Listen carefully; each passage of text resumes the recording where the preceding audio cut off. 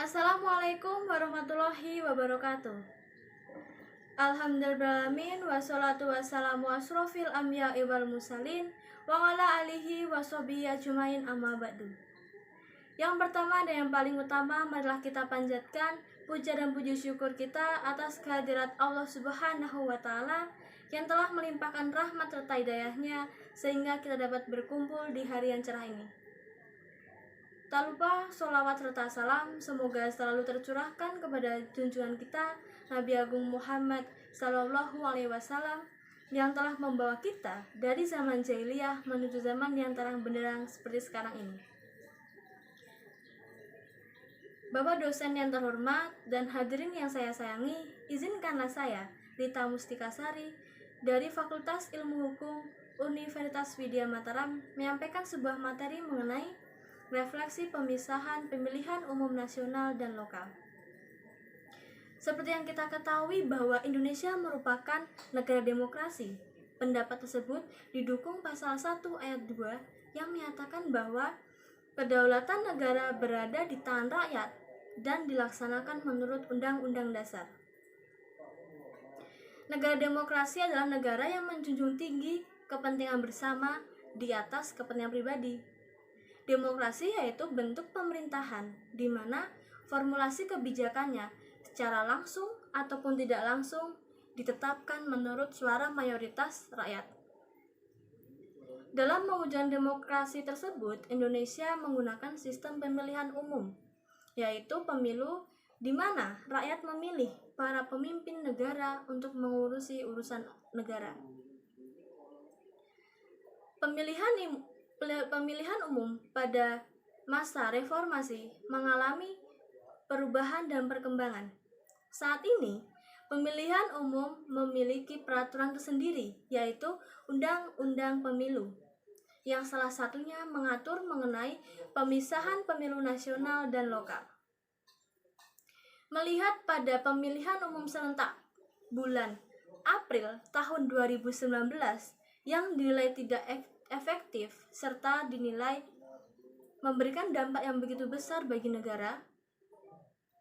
Karena yang pertama, suara tidak sah menjadi lebih tinggi.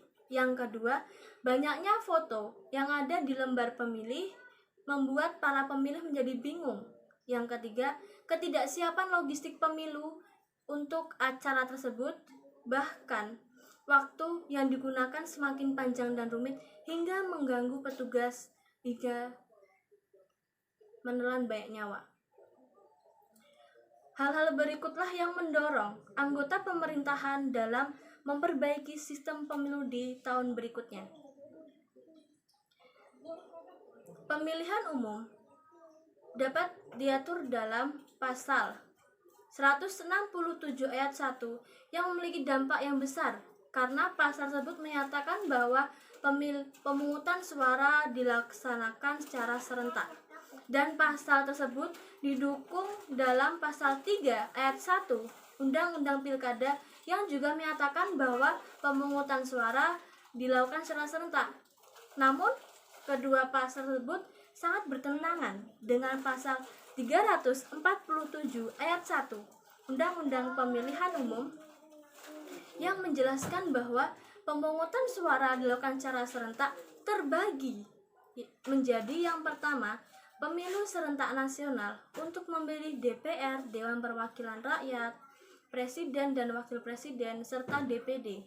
Lalu, 2 tahun kemudian dilaksanakan pemilihan umum lokal untuk memilih DPRD Provinsi, DPRD Kabupaten, Gubernur, Wali Kota, dan Bupati. Pemilihan umum dipisah dapat mengharuskan rakyat menjadi pemilih yang cerdas. Namun, hal tersebut dapat dipertimbangkan karena rakyat dapat mempertimbangkan calon-calonnya melalui partai politik yang ada. Pemisahan pemilu dapat menjamin demokrasi. Salah satu bentuknya yaitu yang pertama, karena apabila pemilu dipisahkan, maka rakyat dapat kesempatan menuntut akuntabilitas selama 2 kali dalam 5 tahun. Yang kedua, Permasalahan dalam pemerintahan daerah mendapat perhatian yang sama dengan pemerintahan pusat. Kemudian, pemilihan umum akan berjalan lebih cepat dan beban yang petugas pemilu rangkul akan semakin ringan. Kemudian, pemilihan umum di daerah dapat diliput oleh media. Banyak pasal yang tidak sesuai dengan Undang-Undang Dasar 1945. Pemilihan umum serentak memiliki berbagai dampak dan penilaian. Pemilu serentak dapat dinilai berhasil apabila dalam proses dan tahapan-tahapan yang dilaksanakan dalam pemilu terdapat asas luber, yaitu langsung, umum, bebas, dan rahasia, serta asas jurdil, yaitu jujur dan adil, dapat diwujudkan dalam setiap tahapan-tahapan pemilu tersebut. Pemilihan umum pada dasarnya digunakan untuk memilih para wakil rakyat secara langsung berdasarkan Pancasila dan Undang-Undang Dasar.